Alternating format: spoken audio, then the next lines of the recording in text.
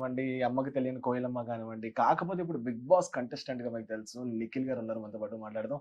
Hi. Hi hi hi మణి. So Nikhil గారు ఎలా ఉన్నారు? I'm good. మీరు ఎలా ఉన్నారు? సూపర్.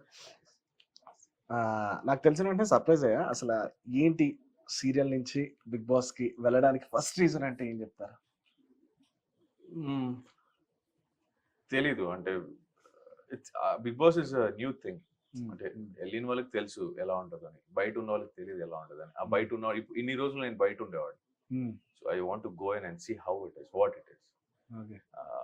సో బిగ్ బాస్ అనేది అందరికి ఒక డిఫరెంట్ వ్యూ పాయింట్ ఇస్తుంది. So I just want to see the house, I just want to meet new characters. అలా అంటే ముందు సీజన్స్ ఏమైనా చూసావాళ్ళా?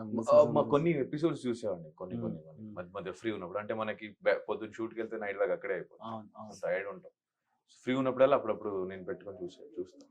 అండ్ బేసికల్లీ సీరియల్‌లో వచ్చేసి మనం చెప్తే డైరెక్టర్ చెప్పేది చేస్తాం. And out of the camera అయితే ఫ్రెండ్స్‌తో కాబట్టి చాలా క్యాజువల్‌గా ఉంటాం. ఎక్కువ తగువులు కూడా జరగవు. ఎందుకంటే మనం ఆ రోజు నైట్ వెళ్ళిపోతాం. మళ్ళా ఫ్యామిలీ మనకుంటుంది. ఆ స్ట్రెస్ బస్ట్ వేరు. కానీ 100 డేస్ అనేవి ఫోన్ లేకుండా వాళ్ళతో ఉంటూ ఎవ్రీథింగ్ చాలా చిన్న చిన్న మైన్యూట్ థింగ్స్ కూడా హర్ట్ చేస్తాయి. How do you tackle that? అంటే like that's why it is called reality show.